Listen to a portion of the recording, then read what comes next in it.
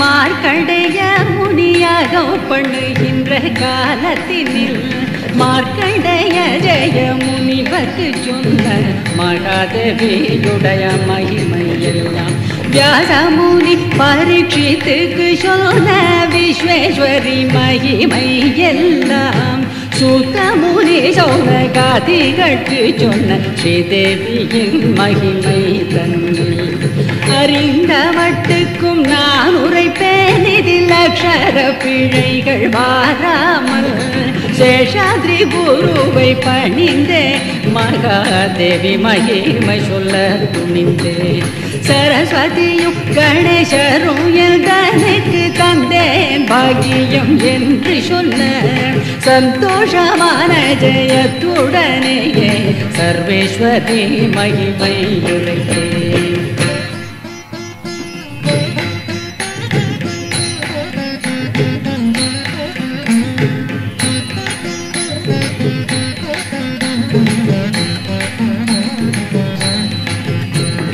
சுரதனின்ற ஓரரசல் தன்னுடைய ஜெகத்தை எல்லாம் ஆண்டிருந்தான். தர்ம தர்மத்தை ஆராய்ந்து நல்ல சாஸ்திர படிக்கு ஆண்டிருந்தான். அசூயினால் ஒரு பகையரசன் அவனை அடித்து துரத்தி விட்டான். அதிசோகத்துடன் ராஜாவும் ஒரு அடவி தனி வந்து சஞ்சரித்தான். சாமதியல்கிற வைசியனோருடன் புத்திரருடன் விரோதப்பட்டு பொறுக்க மாட்டாது கோமுட்டியும் புறப்பட்டு வந்தான் வனத்தை நோக்கி. கோமுட்டியை கண்டு ராஜனும் அப்பா குஷல பிரசம் கேட்டிடவே அன்புடையாளும் என் புத்திராளும் மகா அவமானம் தன்னை பண்ணினார்கள். சகிக்க மாட்டாதே நானும் அப்போதில் தவவனத்தினில் வந்தேன் என்றான். அவன் சொல்லி வந்த வார்த்தைகளை கேட்டு ஆச்சரியப்பட்டு ராஜனப்போ என்னுடைய வர்த்தமானம் தன்னை எடுத்துரைப்பேன் நீர் கேளும். சத்ருவால் ஒரு ராஜன் வந்து என்னை சண்டை பண்ணி ஜெயித்து விட்டான். பாரியையுடனே புத்திராளையுமெல் பட்டணம் தன்னையும் நான் இழந்தேன். பந்து ஜனங்கள் தன்னை இழந்திருந்த வேடர் வனத்தினில் வந்தேன் என்று சொல்லிக் கொண்டிருவருமாய் சுமேதஸ்முனியை கண்டு பணிந்தாள். திடபுத்தியாக இருக்கும் போது சோகம் வந்து மறைப்பானே.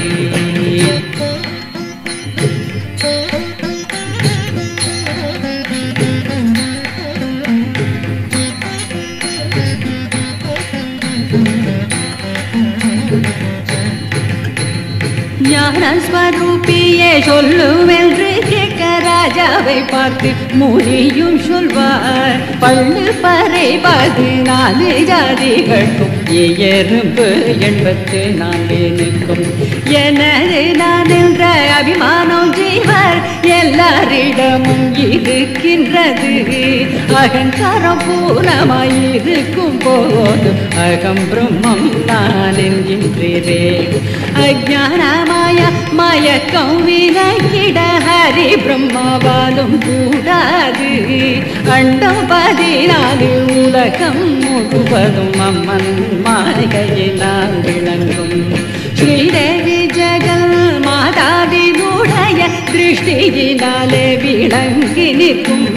ஸ்ரீதேவி மாயா வல்லவம் என்ற சுமேதஸ்முனியும் உரைத்திடவே தேவி யாரோ தெரியவில்லை என்று திரும்பவும் ராஜன் கேட்கலுமே ஸ்ரீதேவி மகிமை தன்னை போகோ சுமேத முனியும் உரைத்தது.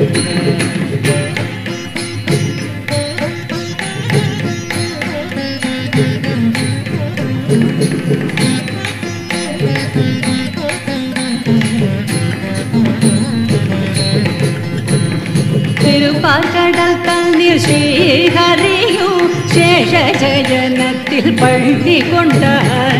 மகாவிஷ்ணுவின் கர்ணங்களிலிருந்து மது கைடவர் இருவரும் தானார். விழித்து பார்த்தாங்கே பிரம்மாவை அவர்கள் முஷ்டி யுத்தம் பண்ண வந்தெடுத்தார். அயனு கண்டு பயந்து கொண்டு ஸ்ரீஹரியை வந்து நமஸ்கரித்தார். நினைவு தெரியாது விஷ்ணுவும் அப்பா நித்திரையில் வசப்பட்டிருந்தார். அம்மா தேவி நித்ரா மோகினியே பொல்ல அசுராள் பயத்தாலயனிடம் வந்தேன். மோகினியே ஜெகன்மாதாவே மகாவிஷ்ணுவை விட்டு வெளியிரம்மா. லோக மோகினி மகிமை தனை சொல்லி நாளே முகவரும் ஸ்தோத்தரிக்க. பகவானுடைய சரீரம் தன்னை விட்டு பிரத்யட்சமாக எதிரில் வந்து வேண்டும் வரத்தை கொடுத்து பிரம்மாவுக்கு விஸ்வமோகினி மறைந்தார். மகாவிஷ்ணு எதிர் நின்ற பிரம்மாவை வந்த காரியம் கேட்கலுற்றார்.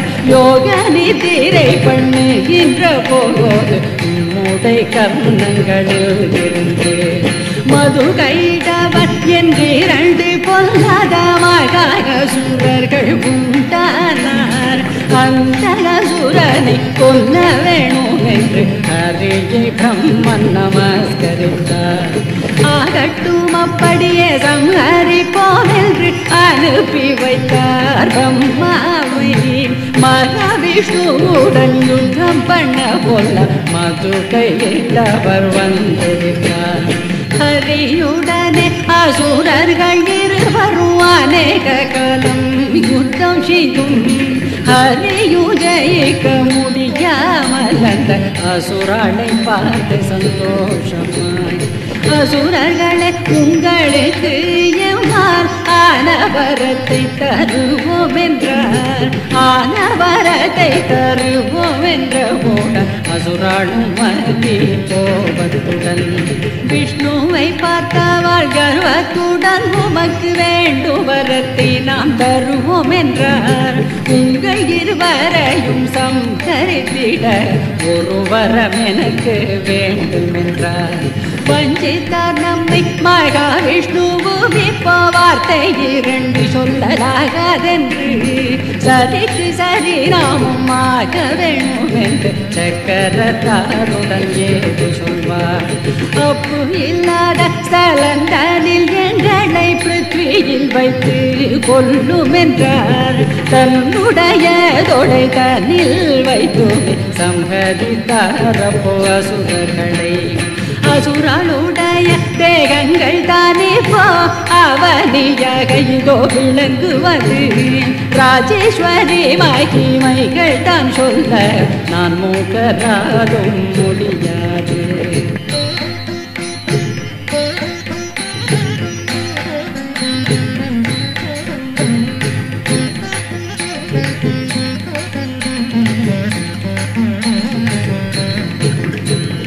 மகிஷாசுரன் என்னும் ஒரு தபசு மிக பண்ணி வரமடைந்தான். ஜகத்தில் உள்ளோரை உபதிரவிக்க அசுரன் தேவர்கள் ரிஷிகள் எல்லாரும் கைலாசத்திற்கு ஓடி வந்தெல்லோரும் அறிவித்தாள் மகாதேவருக்கும்.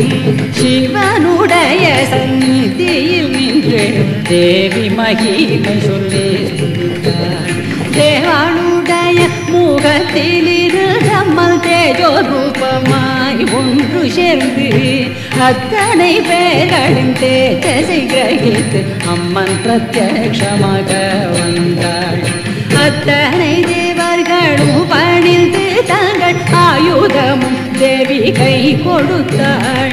பக்தியாய ஆயுதமும் கொடுக்க அம்மன் 18 கையிலும் தரித்து கொண்டு சிங்க வாகனத்தில் ஏறிக்கொண்டாள் மகாதேவியும் யுத்தம் பண்ண வந்தாள் மகிஷாசுரன் தேவியுமாய் மகா அங்கரமாயுதம் பண்ணலுற்றாள் அநேக காலம் மகிஷாதேவியுடன் அஞ்சாமலே யுத்தம் செய்து நின்றான் மாயையினால் பல ரூபமெடுத்தவன் மகாதேவியுடன் யுத்தம் செய்தான் காளி ரூபமெடுத்து கொண்டு தேவி கைதலில் சக்கராயுதமும் கொண்டு மகிஷ ரூபமெடுக்கும் போதவன் மடிய வெட்டினாள் மாதேவியும் காமாட்சி தேவியோ சந்தோஷமாயல்ட காளிகா தேவியை கண்டு வந்து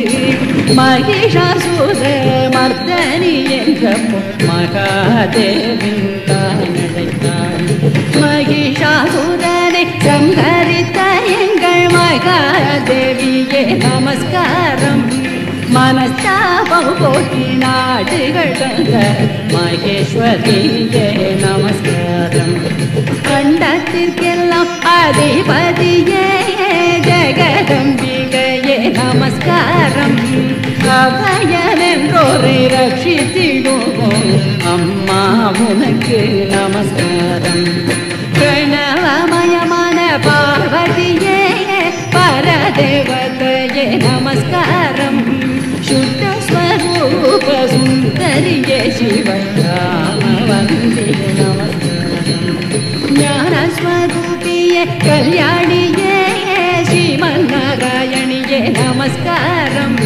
शांत रूप शरीरणिये शिवशंकरिये नमस्कारम् देवरेल्लोरू स्तुतिकरुमे தேவியும் கேட்டதி சந்தோஷமாய் வேணவரங்களை கேளும் தரோம் என்று வேதனாயகி சொல்லுமே ஆபத்துகளொன்றும் வராமலே எங்கள் அம்மா வந்து நீர் ரட்சிக்க வேணும் ஆகட்டுமென்று விடையளித்து ஜெகத்தம்மன் மந்ததான்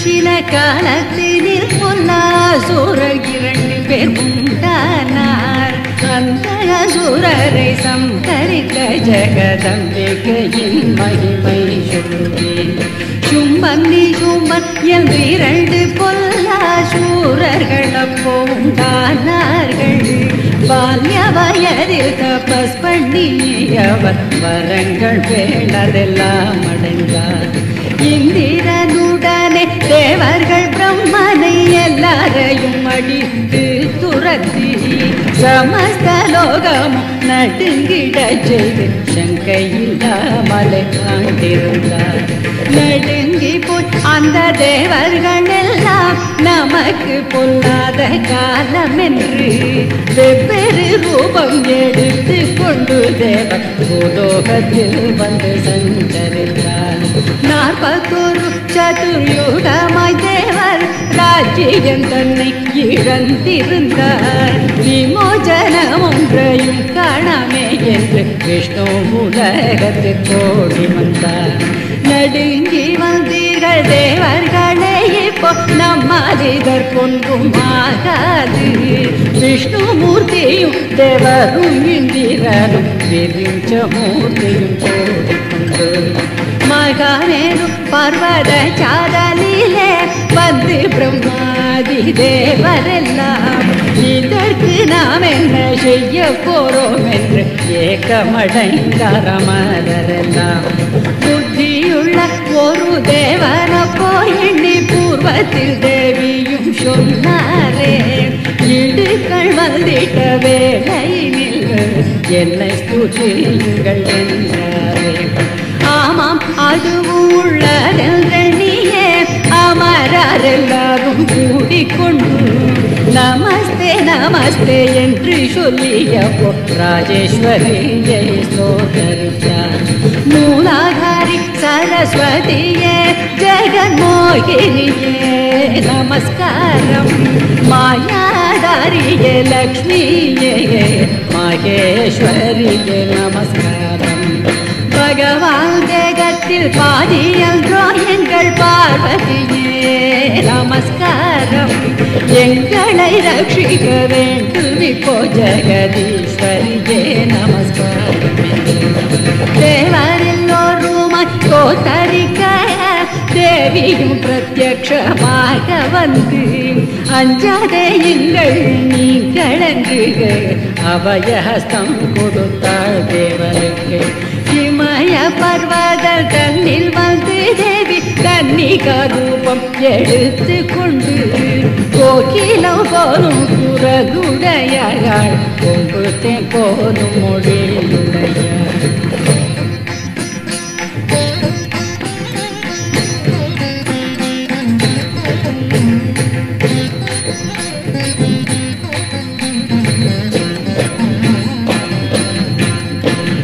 ஹம்சம் போலும் நடையுடையாள் அபயம் கொடுக்கும் கரமுடையாள் மன்மத கை கொண்ட விற்போலும் உள்ள வளைந்த புருவ சிலையழகும் முத்து கோத்தார் போல் பல்லொழியும் பவழம் போன்ற அதரங்களும் பட்டமும் சுட்டியும் நெற்றிதனில் மின்ன பதக்கம் சரப்படி மாபிரசைய கண்டை சிலம்பு கலகலென்ன காதில் சிலம்பு கொஞ்சி சருஞ்சலங்க சொர்ணமயமான ஊஞ்சலில் இருந்து கோட்டி சூரியன் முதிர்த்தழுப்போம் தங்கத்தினாலான சங்கிலியை தொட்டு தானே பாடிக்கொண்டு காடலுற்றாள் சண்டமுண்டரென்ற இரண்ட சூரர்களும் அனந்தனை கெடுவோம்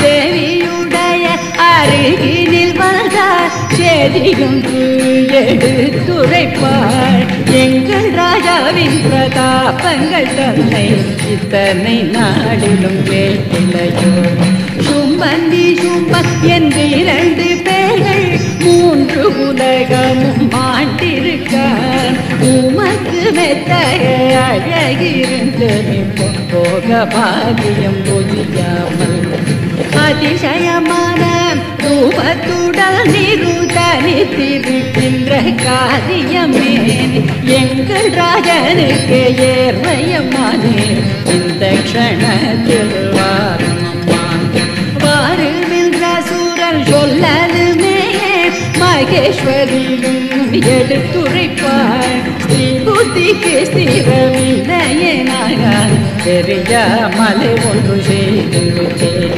பிரதிஜை ஒன்று செய்து கொண்டேன் என் பர்த்தாவாய் வர வேணுமென்றார் யுத்தம் பண்ணியே என்னை ஜெயித்தவர் எனக்கு இஷ்டமாகிய பர்த்தாவென்று உங்கள் ராஜர்க்கு சொல்லுங்கள் நம்மள் உத்தரம் சொல்லி அனுப்பி வைத்தாள் சண்டரும் உண்டரும் ஓடி வந்தார்கள் சும்பனி சும்பரண்டையில்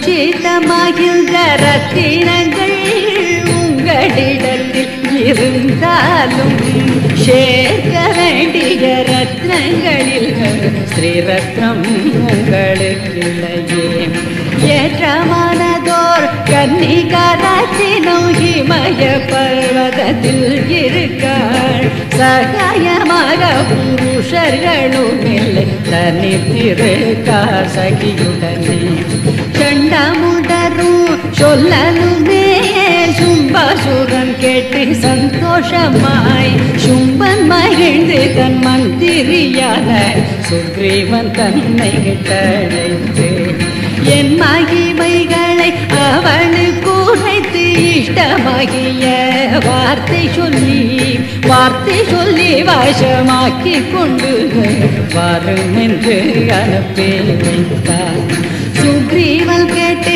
சந்தோஷமாய் வெகு சீக்கிரமாகவே ஓடி வந்தான் தேவி அருகில் கிட்டி வந்து மெல்ல செதையை நன்றாய் எடுத்துரைப்பான்.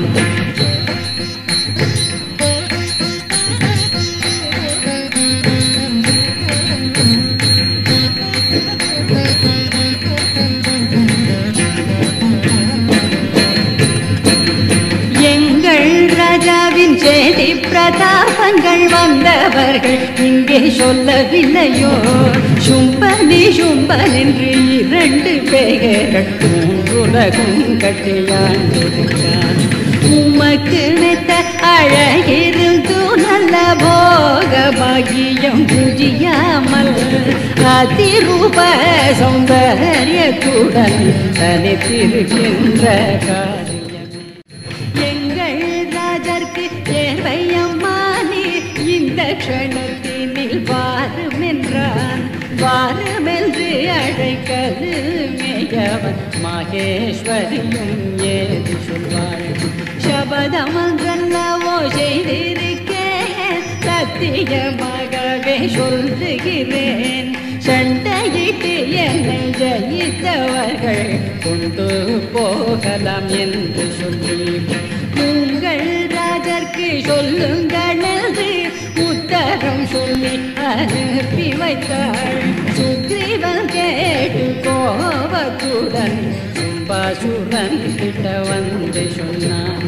சும்பாசுரன் கேட்டு கோபத்துடன் தூம்ரலோச்சனனை கிட்ட அழைத்து நயபயமாய் அவளுக்கு சொல்லி நம்ம மகிமையெடுத்துரைத்து சேரியொன்றையும் கேட்காவிட்டால் சிக்ஷை பண்ணி கொண்டு வாருமென்றான். தூம்ரலோச்சனன் கேட்டு சந்தோஷமன் துரித மூடன் தேவி கிட்ட வந்து ஏன் அம்மா யுத அக்கிரமம் உனக்கு எங்கள் ராஜ இடத்தினிலே சேராதே போனால் உம்மை போனால் சிக்ஷை பண்ணுவேன் என்று சொல்லி அதட்டிய சில வார்த்தை சொல்லி அவன் இழுக்க வந்திட்டான். அம்மனையும் பார்த்து அம்மானும் குங்காரம் பண்ணாவே பஸ்மமாக எரிந்து போனான். தூம்ரலோச்சன பட்டு போனான் என்று தூதர்கள் ஓடி சொன்னாருடனே மந்திரியோ பட்டு போனான் என்றவுடன் மண்டே எரிந்து கண்கள் சிவந்தே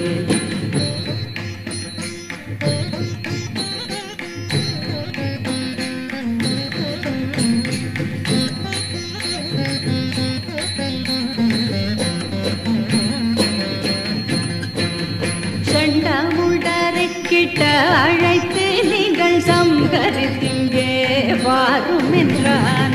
சண்டமுடரும் ஓடி வந்து அந்த சங்கரி தேவியை வந்து நின்றான்.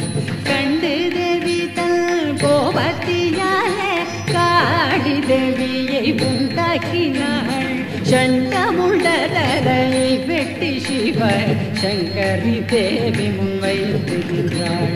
சங்கரி அம்மனு சந்தோஷமாய சாமுண்டி என்ற பெயர்தான் கொடுத்தாள்.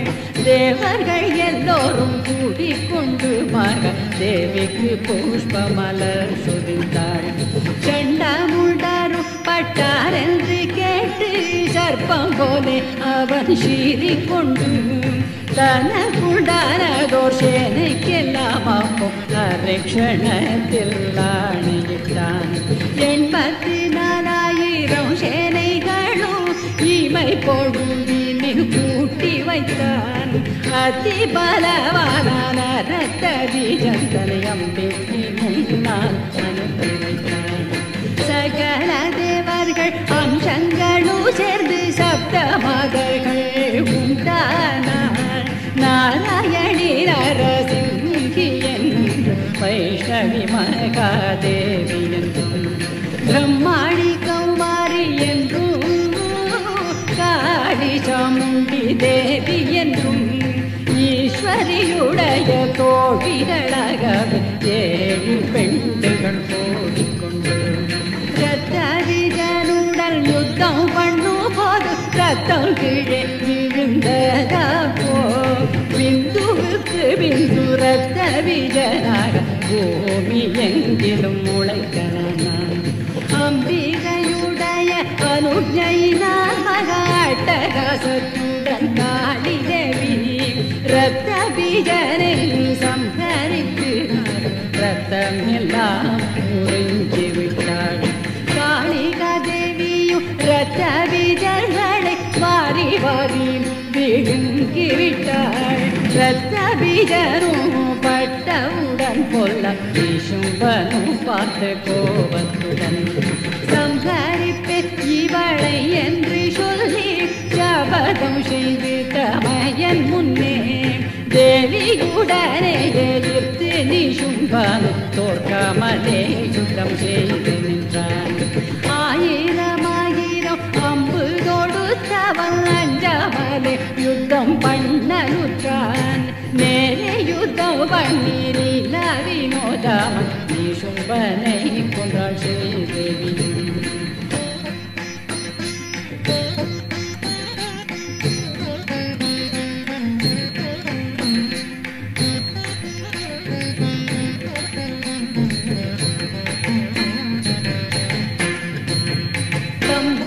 பட்டதை கேட்டு சும்பாசுரன் சங்கையில்லாத கோபத்துடன் அம்பிகை எதிரில் வந்து சும்பாசுரன் அங்காரத்துடன் ஏறி சொல்வன்.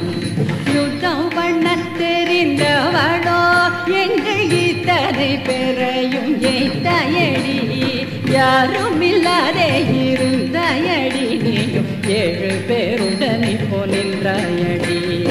அளவில்லாத சேனைகளுக்கெல்லாம் ஆனதாக வந்து நின்றாயடி.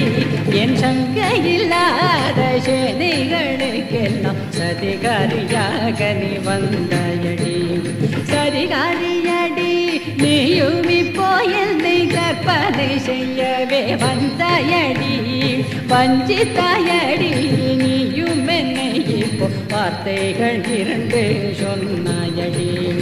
ஒருத்தியாக இருந்து கொண்டன்றோ நீ உத்தரம் சொல்லி அனுப்பி வைத்தாய். அத்தனை பேர்களை சேர்த்து கொண்டு இப்போ அமட்டுகிறாயடி நீயும் என்னை. அழகான உருவத்தை கண்டபில் அமர் புரியவின் கையெழுமோ துரத்தி எல்லோரையும் காளியை என்னுடன் சொந்த யுத்தம் பண்ண சொல்வாய் என்றான். சும்பல் வார்த்தையை கேட்டு சகிகளை இங்கே வாருங்கள் என்றழைத்து வாரிகளைத்தாள். சகிகள் எல்லாரையும் மாரோடு மறைந்து ஐக்கியமானார். 2ஆம் பேர் இங்கில்லை காளியுடன் நீ எதிர்த்து யுத்தம் பண்ண என்றாள். அம்மன் செயலையும் வார்த்தையும் கேட்டு அம்பு பட்டால் போதான். சும்பாசுரனும் காளிகா தேவியும் தோற்காமலே யுத்தம் பண்ணனுற்றார். அடித்த பந்து பொங்கி நம்பினார் போதவனாகாயத்திலே கிளம்பி.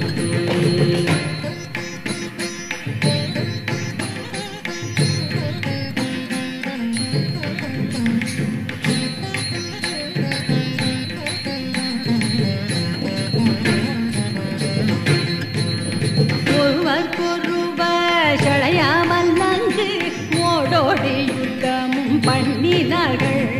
சும்பாசுரரும் காளிகா தேவியும் சொந்த யுத்தமும் பண்ணினார்கள். தேவர்கள் எல்லாம் பயத்துடனே மகாதேவியை ஸ்துதித்து கொண்டிருந்தார். எத்தனை போதாக யுத்தம் பண்ணுவோம் என்று காளியோம் சும்பாசுரனை வரைத்தாள். காளியும் துர்காதேவி என்று அம்மனை அழைத்தாள். துர்காதேவி அம்மன் அசுரனை வதைக்க தேவர்கள் புஷ்பமழை சொரிந்தார். அத்தனை தேவர்களும் கூடி ஜெகதம்பிகை தன்னை ஸ்துதிக்கலானார். சும்பனி சும்பரை சம்ஹரித்த எங்கள் துர்காதேவி நமஸ்காரம். துக்கம் போக்கிய நாடு தந்தைய சண்டமுடனை சம்ஹரித்த எங்கள் துர்கா தேவி நமஸ்காரம். ரத்த பீஜனை சம்ஹரித்த எங்கள் பத்ரகாளி நமஸ்காரம். பக்தியை தேவர் பணிந்து ஸ்துதித்திட தேவியும் பார்த்து சந்தோஷமானாள்.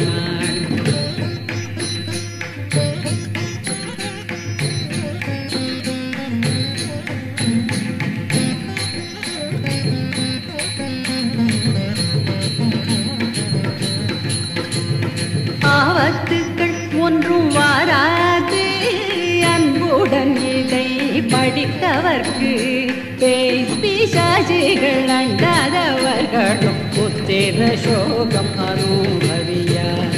தரித்திரங்கள் அனுபவியார். தீர்காயுசையும் நான் கொடுப்பேன். புத்திர சம்பத்தும் நான் கொடுப்பேன். பர தேவதை பக்தியை செய்தவர்கள் விப்ரர்களிதை கேட்டுவிட்டால் வேதசாஸ்திரம் கிருத்தியாகும். க்ஷத்ரியர்களை கேட்டுவிட்டால் ஜெயத்துடனே அரசாழ்வார். வைசியர்கள் இதை கேட்டுவிட்டால் வியாபாரத்தில் வெகு லாபம் உண்டாம். சூத்ரர்கள் இதை கேட்டுவிட்டால் அல்ல ஜெயமடைவார்கள் தொழில். ஸ்திரீகள் பக்தியுடனே படித்தால் இது தீர்க்க சுமங்கலியாயிருப்பாள். கன்யா பெண்கள் இதை படித்தால் நல்ல கணவர் தன்னை அடைந்திடுவாள். நவராத்திரியில் தவறாமல் பூஜித்தால் ராஜேஸ்வரியின் கிருபையடைவாள். பஞ்ச பர்வங்களில் பக்தியாய் பூஜித்தால் பரதேவியின் பதமடைவாள். நித்தியமாக துதித்தவர்களுக்கு நினைத்த வரமும் நான் கொடுப்பேன். வெள்ளி செவ்வாயில் துதித்தவர்களுக்கு வேண்டும் வரங்கள் கொடுத்திடுவேன்.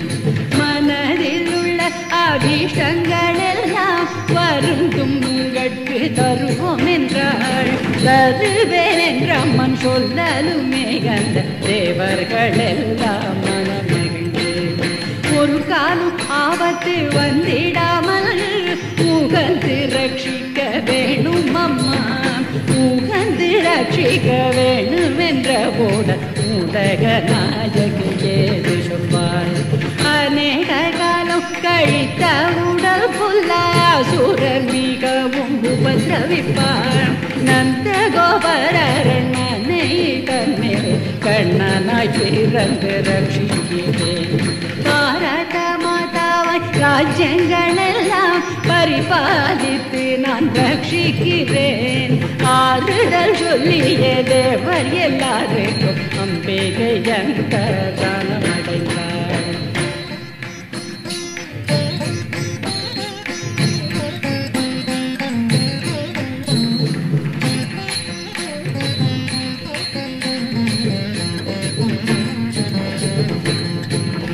வைசியனும் மகாராஜாவும் தேவியும் மகிமை கேட்டு மனமகிழ்ந்து தவ முனிவரனுஜையினால் ஜெகத்தம்மனை நோக்கி தபசு செய்ய பருவதம் சாரலிலே வந்தார். சமதியுடனே ராஜனப்போ இந்திரியங்களுடன் வாயுவையும் எல்லாவற்றையும் உள்ளடக்கி அம்மனை நோக்கி இருவருமாய் அநேக காலம் தவமிருந்தாள்.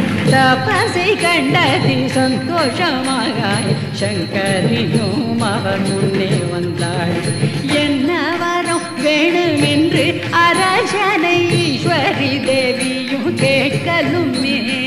எந்தனுடையதோ நாடு ராஜ்யங்களும் எப்போதும் போலவே வேணும் என்றார். ராஜ்யத்தை அடைவாய் என்றாமல் ராஜாவை பார்த்து எடுத்துரைப்பாள். 60,000 ராஜ்யத்தை ஆண்டு அவதரிப்பாய் மனுவாக. ராஜாவை பார்த்து வரம் கொடுத்து அம்மன் சாமதியை பார்த்து கேளுமென்றாள். உங்கள் ஐக்கியம் ஒன்றும் போதுமே போதும் அம்மா உன்னுடைய கிருபை வேணும் அம்மா அப்படியே உந்தன் சித்தம் துலங்கியே ஆத்ம ஞானம் அடைந்திடுவாய் ஜீவன்முக்தி அடைந்திடுவாய் என்று தேவியும் வந்த தானம் அடைந்தாள் ராஜனும் தேவிக்கு பையடைந்து ராஜ்யமடைந்து காட்டிருந்தான் சுமேத முனியின் ஆசிரமத்தில் சாமதியும் ஞானவான இருந்தார் தேவி பாகவத புராணத்தில் உள்ள சிறந்த ஐந்தாம் சந்தமிதை துஷ்டக சூரரை சம்ஹரித்த இந்த தேவி மகிமை படைத்தவர்கள் அன்புடன் தேவி மகிமை தன்னை சொல்லி அனுதினமும் ஸ்துதித்தவர்கள் அம்பிகை பாதாரவிந்தத்திலே அவர் ஐக்கிய பதமும் அடைந்திடுவார்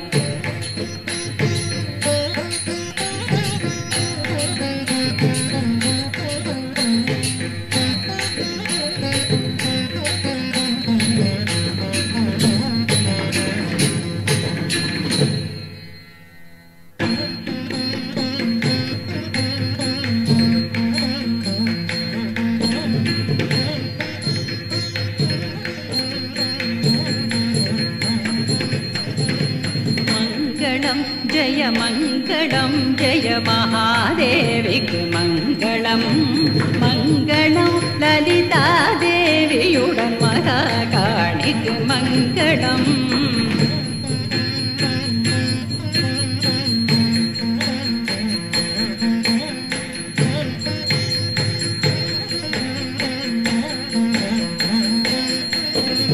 சங்கு சக்கரம் கையில் தரித்த சக்கரநாதைக்கு மங்களம் சங்கையில்லாத அசுரரை கொன்ற சாமுண்டி தேவிக்கு மங்களம்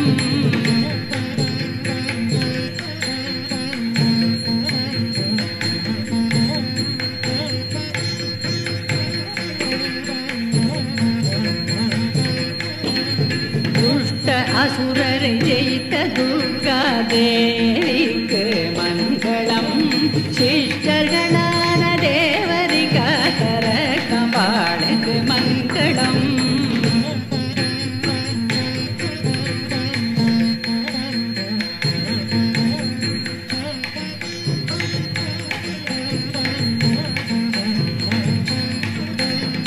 இஷ்ட தெய்வமாம் எங்களை ரட்சிக்கும் யமஸ்வரூபிக்கு மங்களம் கஷ்டம் நீக்கி கருணை பொழியும் காமாட்சி தேவிக்கு மங்களம்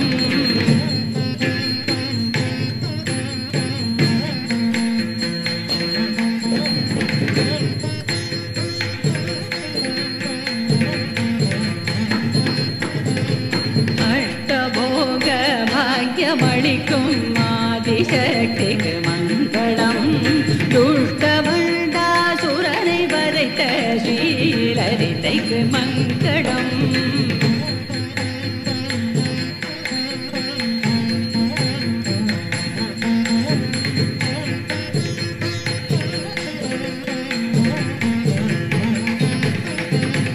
சகல தேவ ஸ்வரூபியான சக்தி கௌரிக்கு மங்களம் அகில லோகத்தை பரிபாலித்திடும் அம்பதேவிக்கு மங்களம்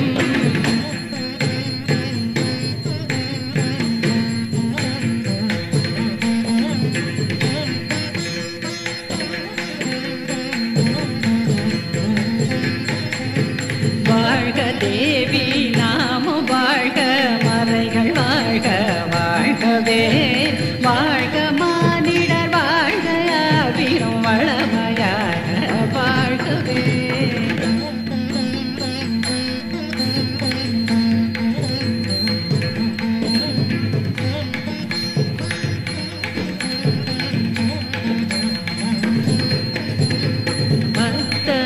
கருள் பொழியும் ஸ்ரீ பரதேவி வாழ்கவே அத்தியந்த பக்தியுடனே படிக்கும் அன்பர் வாழ்க வாழ்கவே அன்பர் வாழ்க வாழ்கவே